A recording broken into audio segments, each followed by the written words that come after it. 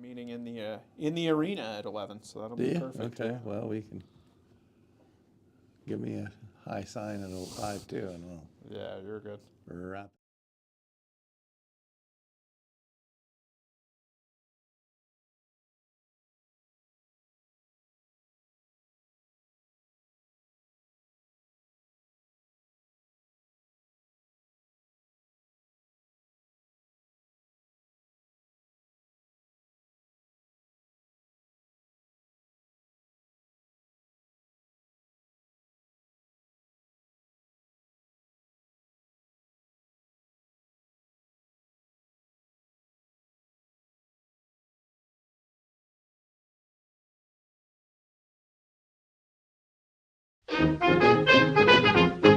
Now see. Forget it was a tough series. Both clubs riding each other, doing everything to get each other's goat. A time with art.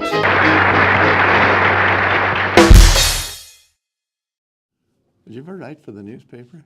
So I never went to school. There you go. I went to Utah Tech. Yeah. Oh, okay. You're on. Good morning and welcome to A Time with Art. And this, I'll remind you that this is broadcast live on YouTube and on KSUU, Thunder 91 of Southern Utah University. And our guest today is Jon Ogelsby. Art, it's a pleasure to be here. It's great to have you. And you're the executive director of the Utah Summer Games. Yeah, that's what people tell me at least. But you know, it's a fun job to have, and it's really blessed to be here right now. So. Well, yeah, and you started out doing all kinds of stuff. Yeah, I've you know, it was really fortunate. I've worked in this business continually, the sports business, since I was 14 years old as a sophomore at Moapa Valley High School in Logandale, Nevada, where I grew up, and have never not had a role in the business in some form or fashion since, whether it was as a PA announcer, a radio person, a TV person, a reporter, a conference SID, a sports administrator. It's been a pretty blessed ride, that's for sure. Yeah, that's crazy. So Logandale, tell me about Logandale. Man, boy, we should have brought some Kleenex in early, but I think, you know, people are fond of where they grow up, for sure. Yeah. You know, you tend to be, but I just was enormously blessed to grow up in Logandale. My sister and I, my parents still live there, but we just had so many wonderful people that really treated us super well. Great teachers, great coaches. There's a few of my teachers I tell every time I see them now. I joke with them and say, you know, you really made me a lot of money with how, you know, I joke with them, we all laugh about it. But because, yeah, we had a lot of people that really just were good to us. And my sister and I grew up, I think, in kind of a place that was at the very close of the kind of era of Americana, in a sense, where it was really safe to kind of be out and about. And parents weren't too concerned about what you were doing, not because of a lack of parenting, but just it was a safe place, and it was a place where there was a lot of people you trusted. And you know, my two best friends I have from growing up that we still see each other yearly and talk all the time. And I think yeah, that growing up there was the formation really of everything that I've gotten to do in my whole life, including in sports, because I was a chubby kid who wasn't a really great athlete. And How was that? being yeah, I mean, it just happened, you know, what have you. But I was not a great athlete. Loved sports because I've always loved competition. But I remember what happened was there was a administrator at Moapa Valley High School. Rod Adams was his name, and then Matt Messer was the athletic director. And they said, and I did speech and debate and some other stuff, wrote for the newspaper there in Moapa Valley, the Moapa Valley Progress. They said, hey, you know, we should give Jon a chance to be like the PA announcer for JV football.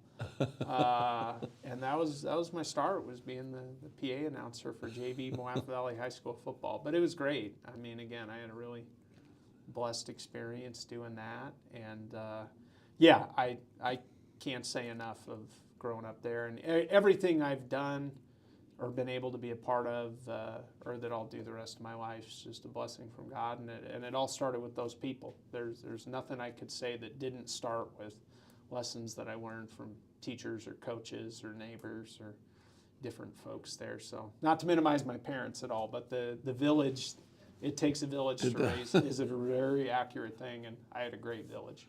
So how did your mom and dad get to Logandale? Yeah, so we owned a business in Salt Lake City. So they've lived there now it'll be 32 years this year, but had a business in Salt Lake City. We're opening a branch of the business in Las Vegas. My dad grew up in Southern California and then in Arizona. So the cold gray inversion of the Wasatch Front was not as much his gig, right?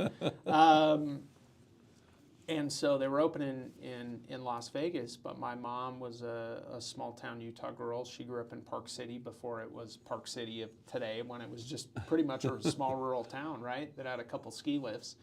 That's where she grew up, and so she desired to live in a smaller community, and they liked Logandale, so that's how we ended up there. But again, the grace of God on that, it was the best thing that could ever happen for us. And they still live there. They still live right where I grew up. So Well, there you get a lot of great weather yeah, in the winter yeah. and the spring, maybe the fall too. Depends on when it starts getting hot. Yeah, I kind of tell people there's 3 seasons in Moapa Valley. There's hot, windy, and then there's hot and windy kind of combined, right? So for me, yeah, it's they're to your point, you know, like a January day when it's in the 60s and sunny, and it's wonderful.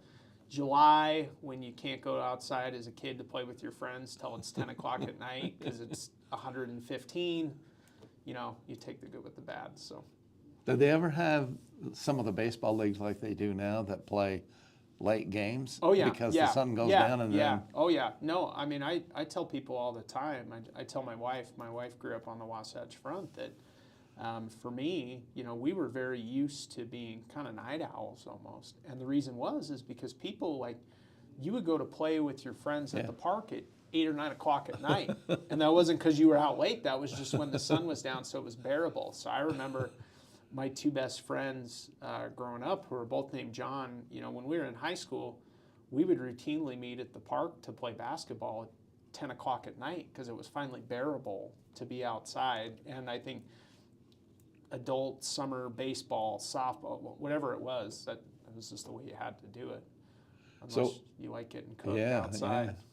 Well, and now when I go to Vegas in the summer, they have the lights are on in all these different places where athletics are going on. Yeah, yeah. I mean, it's pretty much it's the only way you can do it outside. Yeah. Phoenix is that way as well. It just is. But what's funny is you kind of adapt. You know, you adapt to that. You get used to, hey, you know, staying up later to do stuff in the summer, and then, you know, you might sleep in a little bit more, and I don't know. It's it's a different life for sure, but you find a way to have a good time somehow. So When I graduated from Southern Utah State College in 72, 72, I went to St. George. Yeah. And we had an apartment there on 500 South, right close to the stadium. Yeah, yeah. So, I mean, I could walk over there if it wasn't for the equipment I had to take to do the games. Yeah, yeah. But we didn't turn on our furnace that whole winter. No. I mean, from January till June, and then it started raining in the fall. Yeah, yeah. It was colder then than it was. Oh yeah, yeah. It's a different, just kind of living in the desert. It's a different thing. So I enjoy the 4 seasons, but really one of the draws for me, even when I got offered the job here at SUU, was we're up in the mountains, obviously, kind of the higher desert, but it was nicer to be closer back to the kind of desertish weather pattern, you may say. I don't know what you even want to say, or just climate, because we don't get inversions here, one. But the second piece is whenever those days when you're kind of yearning for a warm day outside, you can always just drive a little bit and get that. So where did you go to high school? Moapa Valley High School. Okay. Yep. So whole life there, K to 12 in Logandale. So it's really just a small town kid who's Do you remember Gary Some cool Batchelor? stuff. I do remember Gary Batchelor. There's a lot of great coaches at Moapa, many of them with SUU ties. Coach Batch played up at BYU, where he still, I think, holds the free throw percentage record up there for BYU men's basketball. But Jeff Keel was an amazing SC athlete, coach, and his wife Jolynn, really dear friends, and they come up every year with John Sudbury and folks like that who are football alums. But Coach Keel, Jeff, and Jolynn have just been tremendous mentors throughout my life, and grateful to have them as friends. There's a lot of SUU connections down at Moapa. Marty Taggart was another one who's a longtime wrestling coach down there. Brent Lewis, who's their football coach in Moapa now, he was my golf coach of all things. Probably one of the most important people I've had in my life. He's an SUU grad, so there's a lot of people, a lot of great coaches, and learned a lot about so many different Well, things Hafen, from who him. coached football Yeah. at Virgin Valley. Yeah, Kirk Hafen, yeah. Yeah, Kirk. He was a SUU quarterback. Yes, he was. Yeah, no, when I moved here, people would say, where are you from? And where'd you grow up? And I would always joke that I kind of grew up in Cedar's most southern suburb of Logandale, Nevada. People always laughed because there's a lot of accuracy in it, but yeah, there's just a lot of good folks there. So. Well, my father-in-law was the principal at Virgin Valley High School, but I think I won't hold that against you, Art. I think he retired in right around the early '80s. Yeah. And the crazy thing is, he was 55 when he retired, and then he drove from Mesquite down to the power plant. Oh yeah, down in Moapa. Yeah. And then he worked there for 10 years to get his Social Security up. Yeah. Because Nevada didn't have it, right? And the school teachers had a great plan. Yeah. So that, he beat them out of a lot of money because he lived to be 95. Yeah, that sounds like he probably won on that deal with the pension plan. But it's there's a lot of folks that I think have been able to take advantage of their retirement system and do pretty well. So. When I met them, he was working at Clark County Okay. School District in the Vegas. district office, yeah. Yeah, and he took me, I think Joe Lewis was working out at one of the hotels. Okay. So his son and I went to watch him work out. Yeah. And also several others that I don't think Muhammad Ali was ever one of them, but that was fun. And then the quarterback from Las Vegas that ended up going to the NFL. Yeah. And we went to his high school football game to watch it. Yeah. And anyway, so there's a lot of great athletics going on down there. No, it's Vegas to me is Part of your hometown. part of my hometown, right? But now, Vegas is the sports capital of the world. There's no doubt about that. And it's interesting for me growing up as a kid in Moapa, because I remember, we became fans of teams based on who was on TV. Yeah. Because really, the only pro sport in Southern Nevada forever and ever was Runner Rebel basketball at UNLV. That was it. That was the big show. But now, there's everything there. It is the true sports capital of the world. The biggest, best, brightest, most glamorous events in the world are routinely held 55 minutes from where I grew up, which still staggers my imagination many times.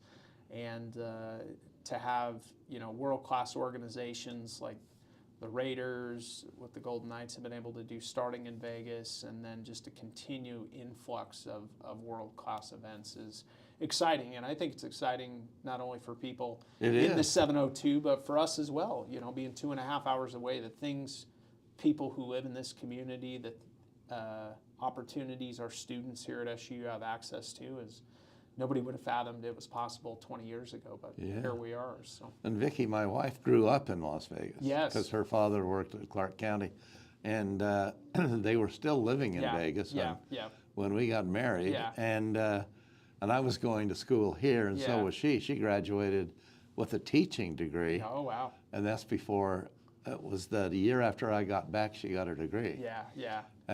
And then she didn't teach until our youngest was in kindergarten. Yeah. And I used to have to get her dressed and I took her to McDonald's and promised her an Egg McMuffin so that she'd go to school. Go to school. And I had to do her hair because Vicki was already working at the school. Well, you'll have to give me some advice on hair. I have 2 little girls, and you know, yeah, the time I spend with them is precious. But I will admit to you, I'm not very good at hair. That's a skill. I wasn't either. That's but a skill that I need a great deal of improvement on. So if you have any tips, feel free to give them to me after Well, the she show. used to say to me, "How did you send her to school looking like that today?" And I go, "Whatever. We were." Hey, you know what? I had to get to work at 9 too before, Yeah. you know. So It's those mornings. Those mornings at times, I didn't realize it till I was a parent. But the getting everyone ready in the morning, getting everyone fed breakfast, getting everyone ready to go out in the world to go seize the day, is a Herculean task some days. And yeah, I have a lot of respect for the people that do it at the high level Yeah. with the beautiful hair. yeah. I'd like to think I do it good, but the hair thing. You got is to get to always work the at 8. lackluster. Some of these women have to get up at what 5:30 in the morning to get themselves ready. Because It's I kid some of the girls about that. But these days they show up just pre makeup and stuff. Some of them, and I don't blame them. You know that sleep isn't. But what they do now is with all the video parties, so they stay up late watching movies. Yeah, I don't know about Were that. you in on that? No, my wife and I are fairly. Our family's pretty. We're pretty low key people, so we're tend to be kind of to bed earlier folks now, and tend to get up whenever our girls get up and make breakfast with our girls, and so yeah, we're that's kind of more the speed we're rolling at these days. So some days it's a little easier than others, but it's good for the most part. We're pretty blessed people. Well, your mom grew up in Park City. Yeah, And yeah. now they're a powerhouse football team. They in are, one yeah. of the divisions in the state of Utah. Oh yeah. My mom grew up in Park City. My grandma grew up in Park City. My great grandpa was a legitimate Park City miner. He was a silver miner. And so yeah, the evolution of Park City. My grandma lived up there her whole life, and from when she was born to when she passed away, it was almost unrecognizable to her how much the whole area had changed. Yeah, it's It's not the continued same. to change. That whole area up there Oh, is yeah. just built up, and It's like another metropolitan area, pretty much. Yeah. It used to be kind of a more far-flung destination up I-80 up Harley's Canyon, but it's now Heber just City and now it's just a Summit, all those. big city up there. Yeah. So That's true. And anyway, Yeah. where did your wife grow up then? she grew up in North Ogden. Okay. So my wife Tara, just a beautiful lady. She grew up there. So she is. I know your granddaughter was a great golfer. My wife was a tremendous golfer. Coached here for a year before we found out we were having our second daughter. So she stepped away from that. But yeah, she's a talented lady. Won a state title in Utah playing at Weber High, Big Sky Conference Freshman of the Year at Montana where she played, holds many school records at Montana. They have you've been to Montana several times to do games art, but Missoula. in their athletic department they have a long hallway, kind of a museum type setup, their Hall of Champions, and so it's Yeah. really fun when you walk through there in the women's golf exhibit to see my wife's picture in there, and I hope they don't ever take it down because I want to see Yeah. want to be able to take our girls there so they can see their mom. Yeah, but Tara was a tremendous college athlete and a really talented person. Also was a teacher after she graduated college before she did a stint in coaching. So The Weber Wildcats. I remember when Bear River played Weber in the state championship, Class A basketball. oh wow. It was A and B when I was growing up. Yeah, it's a little bit of a different game now. When I Yeah. because I worked working at the High School Activities Association. I mean, yeah, we had 5A, then 6A, then I mean everything. What you have, and it's high school sports is a big deal in our state. There's no doubt about that. So When it was Class A and Class B, American Fork beat Paiute in the 1962 Class B championship game. and it was 60-39. But anyway, Yeah, that, Paiute has had some great teams, and so American Fork moved up to the next year yeah. and won the championship in the Class A, Yeah, yeah. which included Logan, Ogden, Salt Lake, Provo, all those. Yeah. What schools were there, but now it's amazing, almost like Vegas. Las Vegas, how many? Over 50 high schools, Yeah, probably. there's tons of high schools in Vegas. Clark County School District's like the 3rd or 4th largest school district in the country. I think It LA is, and yeah. Miami-Dade and a couple are just ahead of them. But yeah, it's there's no doubt been a big change in the Intermountain West in the last 20 years, let alone the last 50 years of, these more kind of remote, kind of western towns, if you will, that have become really sprawling metropolis in so many different cases, and have developed a great deal. And there's a lot of pros, but some cons that have come with that. But it's been amazing to see the overall growth of just our entire region. When I drove into Vegas to go get my master's degree at UNLV, Yeah. the sign on the road said Las Vegas, and underneath 350,000 people. Yeah, there's a few more people there And now it's like 2.5 million in that whole valley. Again, it's amazing, just just the growth in Vegas and how that entire community has changed. We could have a podcast just talking about that, but it's pretty incredible to see. Cedar High went to Vegas to play, I think it was Clark County in basketball. Oh yeah, Clark. When Clark was new in '66. Yeah.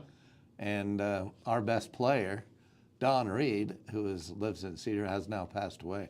He was the starting guard. Oh, okay. He hurt his knee in that game and didn't play the rest of the year. And he was a great player. But that's how Bruce Holmes became the starting guard at Cedar High. Oh, gotcha. For his sophomore, junior, and senior year. And then we played South Sevier in '64 in the semifinals, and then Manti in the semifinals in '65, '66 year. And Manti won the championship, and Braithwaite was the coach then. Oh yeah, Wilbur Braithwaite. Yeah, Great. and there are a lot of great names in some of these high school A and B. And Oh yeah. It's and I always tell people that about where I grew up. Everybody comes from somewhere, right? Everybody grew up somewhere. Everybody's got a story of where they grew up. Everybody's got you got your breakfast club moment, right? Of both your highs but your lows, and trying to figure out life and trying to see where you fit in, what you're interested in, what you want to go out in the world and do. And it is really incredible to see how many people come from places that on paper maybe that wasn't the person you would have expected. Or where you because thought they grew up they in a would. small community or grew up doing Yeah, different things. It's pretty incredible. Well, it's amazing. So from Logandale to the Yeah. Utah Summer Games, Yeah. I was at the meeting Yeah. when Gerald Sherritt and some of the other community leaders decided to do the Utah Summer Games. Yeah. And I think it was Sherritt's project after he built this, the Centrum Arena and now the AFEC, Yeah. If I was still broadcasting games, I'd have a hard time. I You get did so have a you- hard you- time when you- I was doing it. You when get they so changed. used to calling something The a Centrum, it's particular the name, Centrum, right? Yeah. And by the way, Centrum was like a vitamin pill. Yeah, I don't know how they got that, but that's what Sherritt wanted to name it. But he wanted to start the Utah Summer Games. And so actually a lot of the facilities SUU got, like around the stadium and all Yeah. that, and where the gymnastics people Yeah, work out yeah. now, the girls, it was all built because of that. So that was his vision. Let's get the Utah Summer Games, see how much money we can get to help grow the university. Yeah, I think, I was afforded an incredible opportunity that's been a huge blessing to my family to be a steward of the Summer Games legacy and tradition. There's many, many thousands of people that have been part of that legacy and tradition, but no doubt President Sherritt, Rich Wilson, these are McDonald. Yeah, these are pioneers and the Mount Rushmore of the Summer Games, right? And from my take, it is really incredible, again, to see a smaller university in a smaller community, in a smaller state in the country, but to see the influence and impact that the Utah Summer Games has had on sports, not only regionally, statewide, but also even nationally, is really incredible.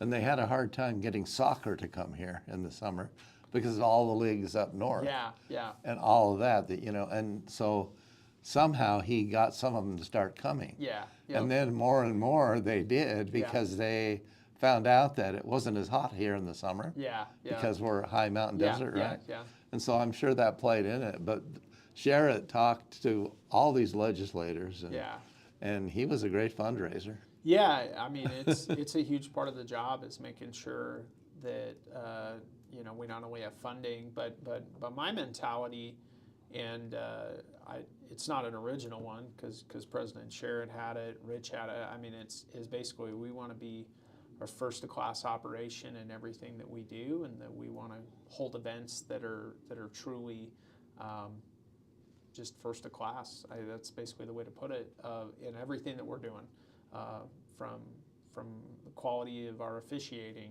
to our sports medicine to all these different things, right? And I think President Sherritt had that vision, Rich had that vision, and I think it's important to see that teams like you talked about, teams are excited to be a part of experiences that are big time, that are elevated. And that's what we're always trying to do, and it's a very tricky marriage, making something big time, if you will, while also keeping it accessible. But we acknowledge that, and we're still trying it anyways, of trying to make sure that we're creating a truly elite experience for athletes of all ages and all abilities, and elevating that as much as we can while still making it an experience that a lot of different people can have and feel like they're actively a part of. Yeah, and I used to, the track meets. Oh, yeah. Before there were the computers that we had. Get a stopwatch or something? Yeah, the stopwatch, the guys out. I was not that, but I was down underneath the stadium, putting together all of the different things with some people there that we won't name right now, but some of those volunteers were incredibly amazing.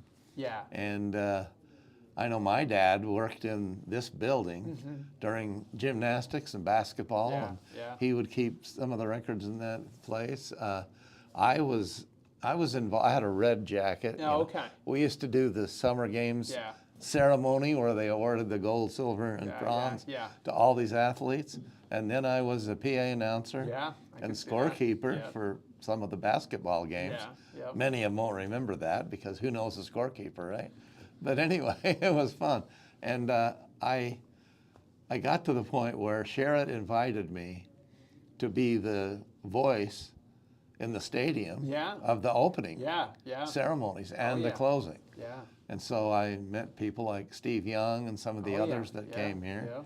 And the way he did that made it so now people come to your opening in droves. And sit out on the lawn, some of them, because they can't get a ticket inside. Yeah, so, I mean, that's just great. And they built the east side of the stadium based on the Utah Summer Games. Yeah, it's pretty incredible when you look at the impact the Summer Games has had on our community in general. There's so many different stories like that one, and I appreciate you sharing that one, Art, that really talk about I've equated it to this as the relationship between Cedar City SUU and the Summer Games as an SUU department is really a love story when you put it together and boil it down. People that had shared identity, common purpose, vision, and drive, and believed in something that was much greater than something they in and of themselves could do as individuals. And because of that, we have this tremendous legacy, which we're celebrating 40 years of this summer with our 40th anniversary. And it's a love story, and it deserves to be looked at in that way as a beautiful love story. And we're grateful that we're able to be a part of that story for this time of our lives, and hope it continues well after our time here, as well as being just that, a beautiful story of a community and how an event can lift a community. Much like the Shakespeare Festival's done as well. Yeah, the Shakespeare Festival started in the same way. Yeah, yep, And many of the townspeople yep, were in the plays yep. in 62, 3, Yeah, 4 yeah, until yeah. they started bringing in people Yeah. who were actually actors who Oh, yeah, had yeah. professional experience. And I seem to recall that one of the guys on Starsky and Hutch was here. There's been a lot of people. that have been I'm here not from sure what I've about heard. that, but I'm pretty sure that he was one of the actors in one of the summers. Who was it? President Benson was telling me that Yeah. Fred Grandy, who was Gopher in the Love Boat, and then later a U.S. congressman from Yeah. Iowa, that I think he was in a Shakespeare Festival production. I know when I've been through the halls over there at the festival that they've got people they've had on cast, and you'll see people like, hey, I don't remember that person. So it's fun. It's fun to see again. Back to it, right? Where everybody comes from somewhere. Everybody has steps along the way. And my mom and dad were in the 59ers Club Oh, here okay. at College of Southern Utah Yeah, when they yeah. came here in 59. Yeah, So I was in 6th grade and went to the South Elementary. yeah. It was brand new that year. Yeah. I didn't know that because we were from Bountiful. And I didn't want to leave Bountiful. yeah. I went to Tolman Elementary School right there on Highway 89, Yeah, I think it yeah, was. yeah. And we just lived up above that. But they were involved because Fred Adams was part of that. He came in 59 Yeah, here. yeah. And also Kent Myers, who later played Tevye in the play. Yeah, yeah. Anyway, my dad was the king in the play within the play in Hamlet Oh, wow. and other roles that he played. And anyway, it's crazy how, and he volunteered, but we used to go, my sister and my brothers, Yeah. we would go set up the chairs. It was just a small theater then. Yeah. And they just built it, Fred Adams and Gary McIntyre, Yeah. and put it together, and look what it's become. And my mom was, along with Ann Judd, who was usher and who just lived a few blocks away, and she told me later, in her later years, she would sit out on her porch and listen to the fighting and the drums and all that was going on with the festival. So the Summer Games became a volunteer thing Yeah, too, yeah. and it still is, right? Yeah, I mean, I think like a lot of things, probably similar to Shakespeare, I think our model has definitely changed as the business of sports has changed. But volunteers are still very much an active part of what we're doing, particularly on our sports coordinator side. I think as the business of running large-scale sports events have changed, which it has dramatically in the last even 5 years, quite honestly, since COVID, we've tried to make sure that we're consistently cutting edge in our operations, but also consistently paying homage to our foundation. And again, you want to talk about tricky marriages, that's one. But that's our mindset. That's what we're trying to do. We want to be the best in everything that we're doing and be as on top of whatever's the trend as we can. But I think what makes us unique is that heritage and that tradition. And so we want to make sure that's infused as much into what we can do as possible. I used to go into the sheriff's office Yeah. and the Cedar City Police Department, and the jail was right there. And York Nelson was kind of the jailer guy that worked Okay, there. yeah. And he would talk to me. He was a great friend, but he was a great softball pitcher. Oh, yeah. And he Great had athletes. I think he had polio as a youngster. Okay, yeah. And so he was limited, but I watched him pitch, and so we used to broadcast some of the softball games Yeah, on yeah. KSUB here Yeah, because in the summer we did Little League Baseball and that. Oh, yeah, yeah. But anyway, he was there, but I remember just people talking shop there at the cop shop, I guess you Yeah, could say, yeah, yeah. were not happy that the Shakespeare Festival was bringing people in here that were different than our culture. And I mean, that's amazing, right? Yeah. But it's changed over time because now the businessmen realize that the Utah Summer Games, the Shakespeare Festival, have brought millions of dollars to this county. Yeah, I mean, you look at the Utah Summer Games last year, I mean, a very conservative estimate of a $17 million economic impact on the county. And you look at the rough numbers every single time our community hosts like a UHSA state tournament event, it's a $1.3 million drop infusion of cash into our community. And sports is big business, and I view it as a business. I think that's how you have to view it, as a business. And so there's a lot of opportunity for people that choose to be in that market and choose to capitalize in it, but also choose to invest in it, because it takes investment as well. And I think, circling it all back, I think the vision and the investment that this community made in the Summer Games in the 1980s was very astute and very cutting edge, similar to the investment the community made in the festival. And I think in the tunes of millions upon millions of dollars, just from a financial impact, the community's vision has been rewarded significantly. So talk a little bit now about how you ended up here. Start, with your college education after you went to high school. Came up. So I out of college, or out of high school, did my undergrad down at Utah Tech and did TV and radio down there, and it was a great learning environment. Had a great experience down there. Was an ambassador down there as well. When I graduated, and I worked for the ESPN affiliate down there, our good buddy Devin Dixon hired me, and so I did some studio work and would call games and do different things. Was also an account exec as well.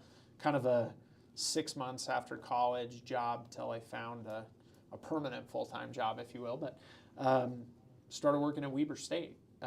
Worked as an admissions advisor there by day.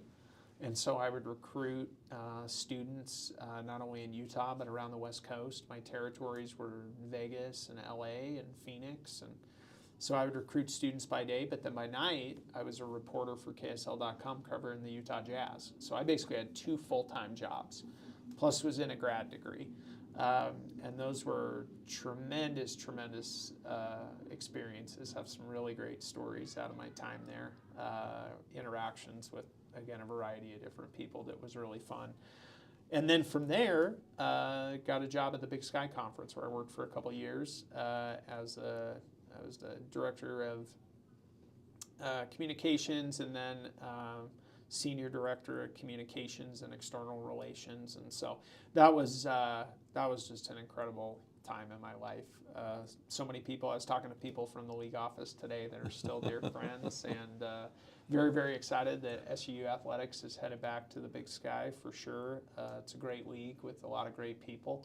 And then in 2017, there was an opportunity that came open at the Utah High School Activities Association, and was very fortunate to land there.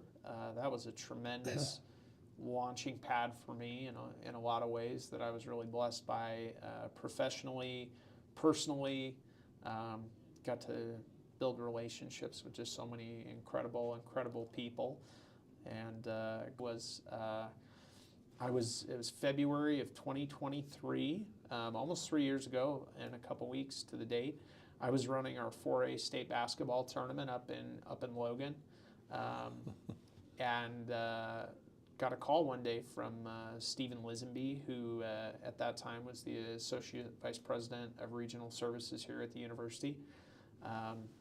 Stephen and I didn't know each other particularly well. We had a lot of mutual friends, but Stephen said, "Hey, we're about ready to open this Utah Summer Games job, and you're somebody we've been heard that we should at least visit with and talk about with it." So I had to go through a full application process and do all that.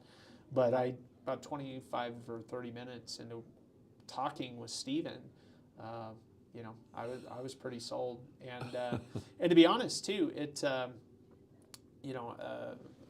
faith's a big part of who I am, and so there's kind of the line of, God answers prayers 3 ways, of like, yes, not yet, or I've got something better. So a couple different times over the years, I'd had serious discussions about coming to work here at SUU.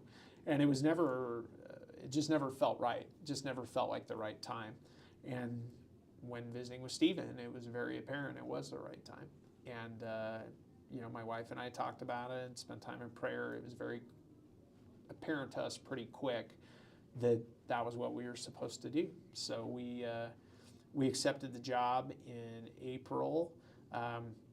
funny story, when I accepted the job, I was back at the National High School Basketball Championships.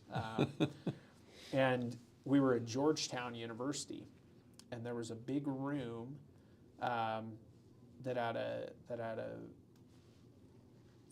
big statue, tall statue, life-size statue of John Thompson, Yeah, who was the a coach. longtime Georgetown coach.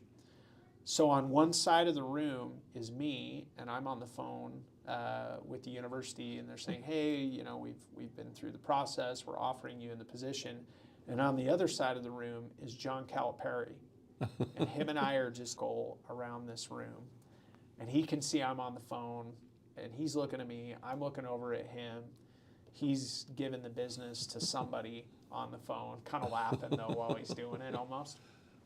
And he got off the phone.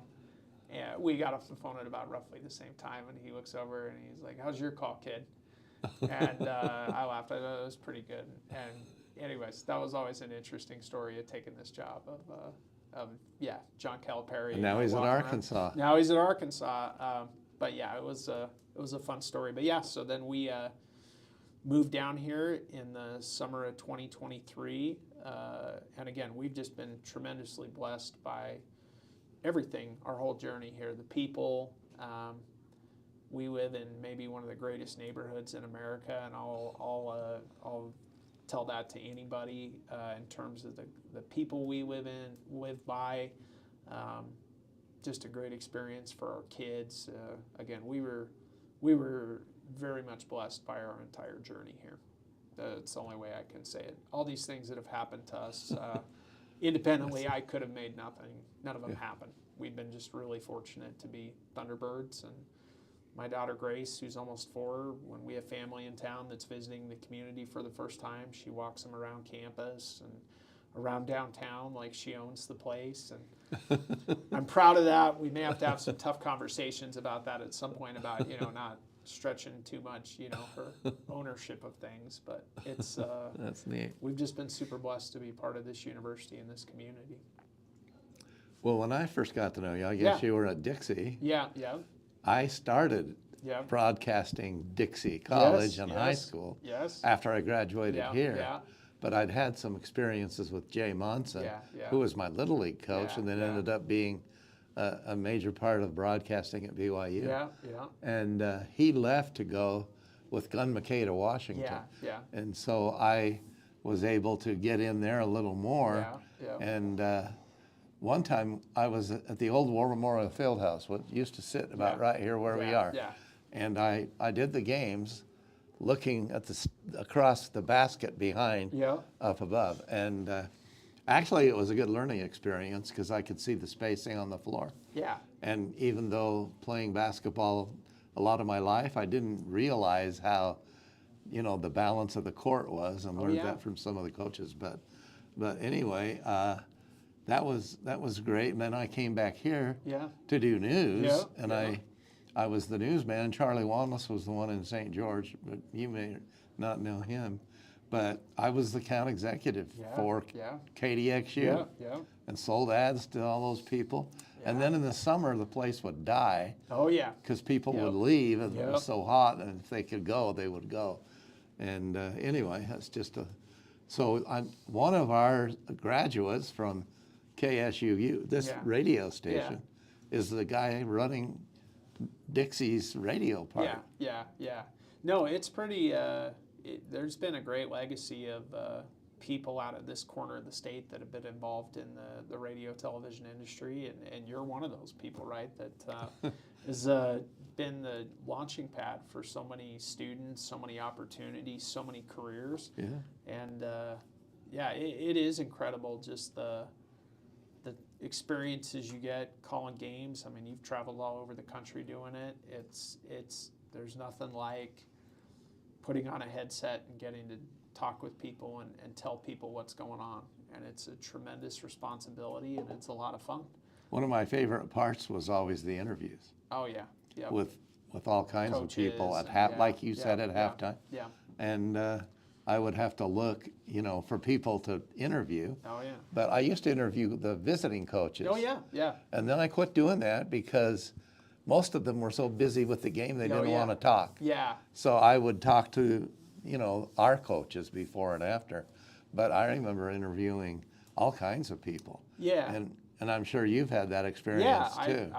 I've interviewed a fair share of people Yeah. from, you know, a lot of NBA figures. Had a great run-in and encounter with Greg Popovich once when he was kind of at the height of his power with coaching the Spurs. But I think for me, being a reporter, being a broadcaster, I mean, it really has cemented to me of how much of life is a relationship business.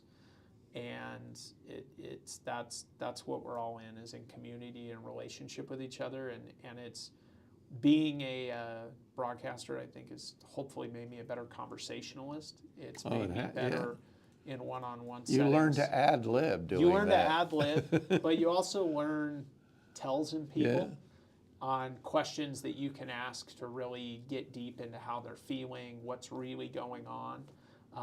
You learn a lot of communication skills with people you do. that are beneficial, and I would say in some ways it can make you a little